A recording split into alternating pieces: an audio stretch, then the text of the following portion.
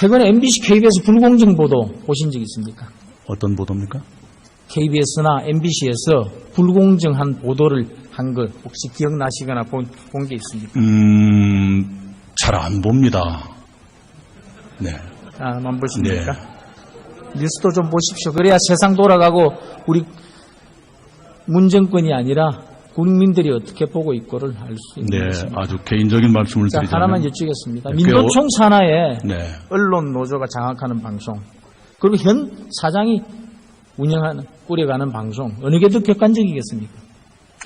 꽤 오래전부터 좀 더 공정한 채널을 보고 있습니다. 아니, 제 말씀에 답변이 아닙니다. 두 가지 중에 어느 게 객관적으로 될 수 있겠습니까? 언론 노조가 장악하는 방송이 객관적으로 될 수 있다고 보십니까? 누가 장악했느냐라고 단정하기는 어렵다고 봅니다만은 저는 보도를 경험했던 사람으로서 본능적으로 어느 것이 공정한 보도인가는 알고 있습니다. 그래서 저 개인적으로는 공정한 보도를 찾아서 보고 있습니다. 우리나라는 한국은 삼권 분립 국가가 아닙니다. 예산권과 입법권이 없거나 반분된 입법부는 대등하지 못합니다. 대법관 전원일치 판결로 복역한 전 총리 재판을 놓고 실세들이 법원을 공개적으로 성토해도 공식 입장 하나 내놓지 못하는 대법원이 무슨 삼권의 한 축이겠습니까? 한국은 의심해져 있는 제왕적 대통령 1인제입니다. 대통령 한마디가 법이 되는 나라가 한국입니다. 권력의 맛은 도취적에서 대통령의 언어는 남발됩니다. 만기칠남은 필연입니다. 이런 제왕적 정치문화 속에서 대통령이 자기 소신과 진영적 가치에 함몰되지 않도록 스스로 자제해서 겸허를 유지하지 못하면 결국 실패하게 될 것입니다. 저는 대통령도 총리처럼 국회에 출석해서 의원들과 질의응답을 벌이도록 개헌해야 한다는 믿음을 가지고 있습니다. 이거에 대해서 총리 어떻게 생각하십니까? 개헌은 국회에서 논의하고 있기 때문에 총리가 개인적인 소신이랄까 입장은 어떻습니까? 관여하는 것은 적절치 않다고 생각합니다. 그리고 아까 삼권 분립이 무의미하다고 말씀을 하셨습니다마는 조금 전에 우리는 삼권 분립을 체험했지 않습니까? 대통령이 지명하신 헌법재판소장 후보자가 바로 인준에 받지 못한 사태가 바로 있었지 않습니까? 삼권 분립은 살아있다고 생각합니다. 네, 좋습니다. 미국에게는 척지고 중국에게는 발길 차이고 북한에게는 무시당하고 결국 왕따 신세만 자초한 거 아닙니까? 저는 김성태 잠깐만 이야기 들어보세요. 네, 전략적 왕따가 문재인 정권 안보 전략인지 이제 답변 한번 정확하게 한번 해보세요. 네, 김성태 의원님이 한국 대통령보다 일본 총리를 더 신뢰하고 있다고 생각하지는 않습니다. 생각하지 않습니다. 네. 이 북한 핵 보유가 기정사실화되는 이런 절체절명의 안보 위기 속에서 대통령은 왜 국민 앞에 서지 않습니까? 북한의 수소폭탄을 우습게 보시는 겁니까? 아니면 대한민국의 국민을 우습게 보기 때문에 국민 앞에 서지 않는 겁니까? 그 수소폭탄이라고 주장하는 그 핵실험이 있던 직후에 대통령이 직접 NSC 회의를 주재했습니다. NSC 회의 주재했지 언제 국민 앞에 섰습니까? 이 한미 동맹의 굳건한 기반 위에서 미국의 전략 자산과 그리고 전술 핵무기라도 상시 배치하도록 최선의 노력을 다하겠다는 그런 대통령의 확고한 의지라도 밝혀야 한다는 게 우리 국민들의 입장입니다. 그런데도 대통령은 국민들 앞에 서지 않는데 이제 총리 제대로 좀 답변 한번 해보세요. 네. 끼어들지 말고. 거듭 말씀드리지만요. 또 혹자들은 대통령의 안보 문제에서 너무 많이 나서는 것 아니냐 하는 그런 의견을 제시하는 분도 계십니다. NSC 회의를 늘 하고 있습니다. 무슨 안보 앞에 그런 개변을 지금 펼치고 있는 겁니까? 그렇지가 않습니다. 안보는 국민의 생명을 담보로 하는 겁니다. 결코 쉽고 가볍게 이게 접근할 수 있는 사안이 아니에요. 총리 정황판 한번 봐주세요. 네. 대한민국 국회에 6인조 사드 밴드가 있다는데 알고 계십니까? 네, 저 얘기는 처음 들었습니다. 왜 처음 들어요? 저거 다 대한민국 국민이면 다 아는 일인데. 네. 국가의 안보가 벽척간두의 위기인데도 북한의 핵미사일을 저지할 아무런 대책도 제시하지 못하는 이 무능한 정권의 하수인들이 저 우스꽝스러운 가발이나 뒤집어 쓰고 사드 계단송을 부르고 사드 댄스나 춤추는 이런 어처구니 없는 행태. 이런 천인 공노할 작태를 보여줬다고 생각하는데 총리는 어떻게 생각합니까? 네. 잠깐만요. 답변 한번 해보세요. 네. 제가 추측건데 대선 전 상황 같은데요. 대선 전 그런데 왜 아까 모른다 그랬어요? 모른다고 하지 않았죠.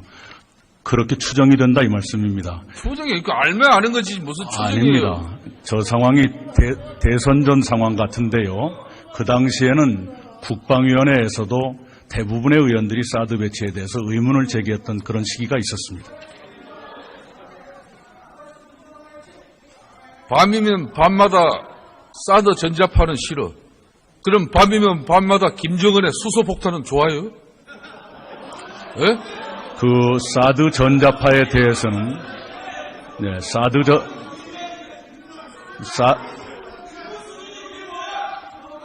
이건 나라의 안보를 조롱하는 일입니다. 제 답변할 시간을 주시기 바랍니다.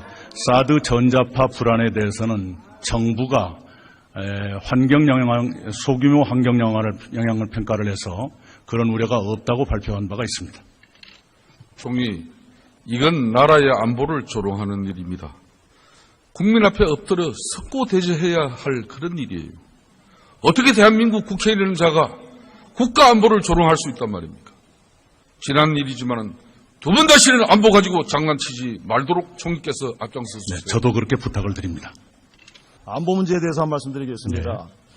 여러분들이 굉장히 많이 말씀을 해주셨는데요. 저는 그 화면 좀 한번 띄워주세요. 지난 8월 27일 노동신문 논평을 한번 좀 보면서 말씀을 드리겠습니다. 저게 그토록 우리 문재인 정부가 대화 제의를 주장하고 계십니다. 저게 그 8월 27일 노동신문에서 논평한 겁니다. 제푼수도 모르는 대화의 조건 타령, 남조선은 대화 자격 없어, 그 무슨 운전석 운운하는 처지에 어울리지도 않는 헛소리를 하고, 넘겨주세요. 괴뢰들과 핵 문제 논의하는 일은 추호도 없을 것, 핵은 우리와 미국 사이의 문제, 남조선의 근본 입장이 바로 서지 않는 한 대화는 하나마나. 이게 북한에 대해서 대화를 우리가 주장하고 있는 북한의 입장입니다. 이 부분에 대해서 어떻게 생각하세요? 미국에서도 대화를 간간히 거론하고 있습니다. 제가 오히려 되묻고 싶은 것은요.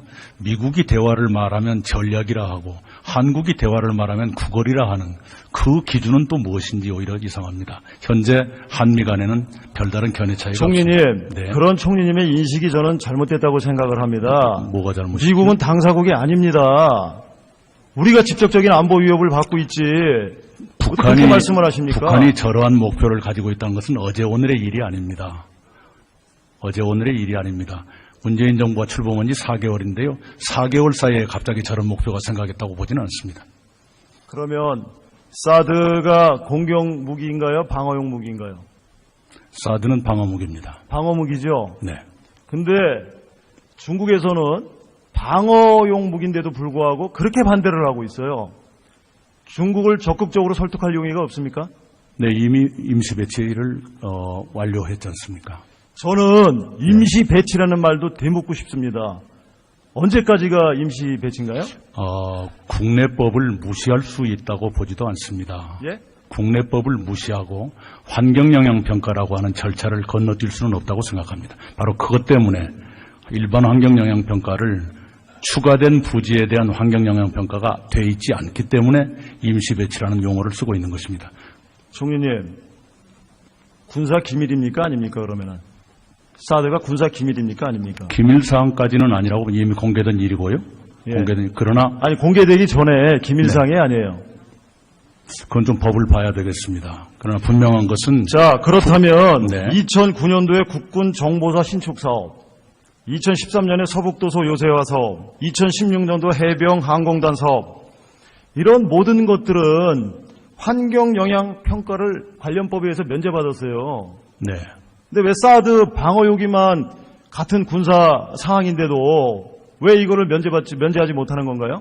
이전 정부에서도 환경영향평가를 면제하지 않고 소규모 환경영향평가로 편법적으로 했습니다.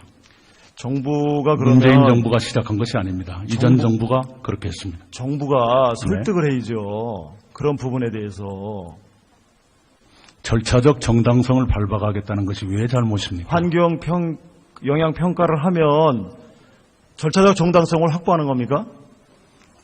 법에 정해진 절차를 밟는 것이 절차적 정당성이라고 그러면 생각합니다. 나머지는 왜 안 했습니까? 제가 지금 조금 아까 말씀드렸던 거로 말해서 다 환경영향 평가 회의죠. 오히려 제가 네? 좀 알아보고 싶습니다. 이전 정부 때 그렇게 환경영향 평가를 면제했다면 왜 사드에 대해서는 소규모 환경영향 평가를 했던가 그걸 좀 묻고 싶습니다. 최근에 MBC, KBS 불공정 보도 보신 적 있습니까? 어떤 보도입니까? KBS나 MBC에서 불공정한 보도를 한 걸 혹시 기억나시거나 본 게 있습니까? 잘 안 봅니다. 네. 안 보십니까? 뉴스도 좀 보십시오. 그래야 세상 돌아가고 우리 문정권이 아니라 국민들이 어떻게 보고 있고를 알 수 있는 네, 것입니다. 아주 개인적인 말씀을 자, 드리자면 하나만 여쭙겠습니다. 네, 민노총 산하에 네. 언론 노조가 장악하는 방송, 그리고 현 사장이 꾸려가는 방송, 어느 게 더 객관적이겠습니까? 꽤 오래전부터 좀 더 공정한 채널을 보고 있습니다. 아니, 제 말씀에 답변이 아닙니다. 두 가지 중에 어느 게 객관적으로 될 수 있겠습니까? 언론 노조가 장악하는 방송이 객관적으로 될 수 있다고 보십니까? 누가 장악했느냐라고 단정하기는 어렵다고 봅니다만은 저는 보도를 경험했던 사람으로서 본능적으로 어느 것이 공정한 보도인가는 알고 있습니다. 그래서 저 개인적으로는 공정한 보도를 찾아서 보고 있습니다. 우리나라는 한국은 삼권 분립 국가가 아닙니다. 예산권과 입법권이 없거나 반분된 입법부는 대등하지 못합니다. 대법관 전원일치 판결로 복역한 전 총리 재판을 놓고 실세들이 법원을 공개적으로 성토해도 공식 입장 하나 내놓지 못하는 대법원이 무슨 삼권의 한 축이겠습니까? 한국은 의심해져 있는 제왕적 대통령 1인제입니다. 대통령 한마디가 법이 되는 나라가 한국입니다. 권력의 맛은 도취적이어서 대통령의 언어는 남발됩니다. 정부가 대화 제의를 주장하고 계십니다. 저게 8월 27일 노동신문에서 논평한 겁니다. 제푼수도 모르는 대화의 조건 타령, 남조선은 대화 자격 없어, 그 무슨 운전석 운운하는 처지에 어울리지도 않는 헛소리를 하고, 넘겨주세요. 괴뢰들과 핵 문제 논의하는 일은 추호도 없을 것, 핵은 우리와 미국 사이의 문제, 남조선의 근본 입장이 바로 서지 않는 한 대화는 하나마나. 이게 북한에 대해서 대화를 우리가 주장하고 있는 북한의 입장입니다. 이 부분에 대해서 어떻게 생각하세요? 미국에서도 대화를 간간히 거론하고 있습니다. 제가 오히려 되묻고 싶은 것은요. 미국이 대화를 말하면 전략이라 하고 한국이 대화를 말하면 구걸이라 하는 그 기준은 또 무엇인지 오히려 이상합니다. 현재 한미 간에는 별다른 견해 차이가 총리님, 없습니다. 네. 그런 총리님의 인식이 저는 잘못됐다고 생각을 합니다. 뭐가 잘못이죠? 미국은 당사국이 아닙니다. 우리가 직접적인 안보 위협을 받고 있지. 어떻게 말씀을 하십니까? 북한이 저러한 목표를 가지고 있다는 것은 어제 오늘의 일이 아닙니다. 어제 오늘의 일이 아닙니다. 문재인 정부가 출범한 지 4개월인데요. 4개월 사이에 갑자기 저런 목표가 생각했다고 보지는 않습니다. 그러면 사드가 공격 무기인가요? 방어용 무기인가요? 사드는 방어무기입니다. 방어무기죠. 네. 근데 중국에서는 방어용 무기인데도 불구하고 그렇게 반대를 하고 있어요. 중국을 적극적으로 설득할 용의가 없습니까? 네, 이미 임시 배치를 완료했지 않습니까? 저는 임시 배치라는 만기 칠남은 필연입니다. 이런 제왕적 정치 문화 속에서 대통령이 자기 소신과 진영적 가치에 함몰되지 않도록 스스로 자제해서 겸허를 유지하지 못하면 결국 실패하게 될 것입니다. 저는 대통령도 총리처럼 국회에 출석해서 의원들과 질의응답을 벌이도록 개헌해야 한다는 믿음을 가지고 있습니다. 이거에 대해서 총리 어떻게 생각하십니까? 개헌은 국회에서 논의하고 있기 때문에 총리가 개인적인 소신이랄까 입장은 어떻습니까? 관여하는 것은 적절치 않다고 생각합니다. 그리고 아까 삼권 분립이 무의미하다고 말씀을 하셨습니다마는 조금 전에 우리는 삼권 분립을 체험했지 않습니까? 대통령이 지명하신 헌법재판소장 후보자가 바로 인준에 받지 못한 사태가 바로 있었지 않습니까? 삼권 분립은 살아있다고 생각합니다. 네, 좋습니다. 미국에게는 척지고 중국에게는 발길 차이고 북한에게는 무시당하고 결국 왕따 신세만 자초한 거 아닙니까? 저는 김성태 잠깐만 의원님, 이야기 들어보세요. 네, 전략적 왕따가 문재인 정권 안보 전략인지 이제 답변 한번 정확하게 한번 해보세요. 네, 김성태 의원님이 한국 대통령보다 일본 총리를 더 신뢰하고 있다고 생각하지는 않습니다. 생각하지 않습니다. 네. 이 북한 핵 보유가 기정사실화되는 이런 절체절명의 안보 위기 속에서 대통령은 왜 국민 앞에 서지 않습니까? 북한의 수소폭탄을 우습게 보시는 겁니까? 아니면 대한민국의 국민을 우습게 보기 때문에 국민 앞에 서지 않는 겁니까? 그 수소폭탄이라고 잠깐 주장하는 그 핵실험이 있던 직후에 대통령이 직접 NSC 회의를 주재했습니다. NSC 회의 주재했지 언제 국민 앞에 섰습니까? 이 한미 동맹의 굳건한 기반 위에서 미국의 전략 자산과 그리고 전술 핵무기라도 상시 배치하도록 최선의 노력을 다하겠다는 그런 대통령의 확고한 의지라도 밝혀야 한다는 게 우리 국민들의 입장입니다. 그런데도 대통령은 국민들 앞에 서지 않는데 이제 총리 제대로 좀 답변 한번 해보세요. 네.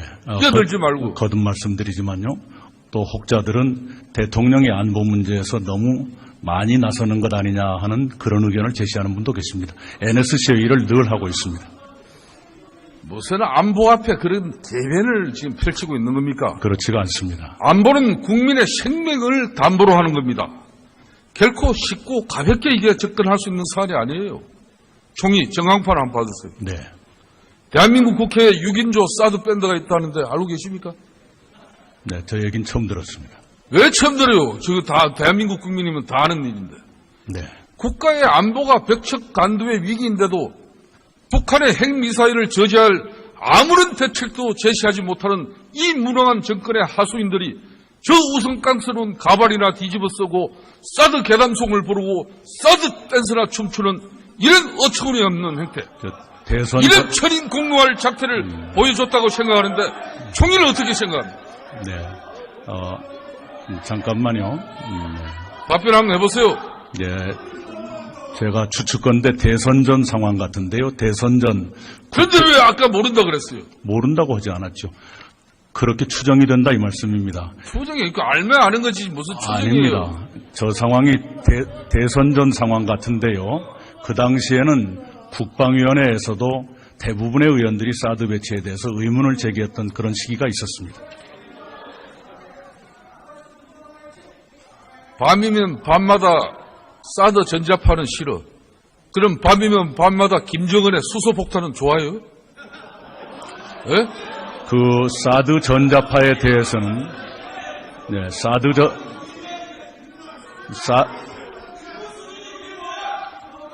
이건 나라의 안보를 조롱하는 일입니다. 제 답변할 시간을 주시기 바랍니다. 사드 전자파 불안에 대해서는 정부가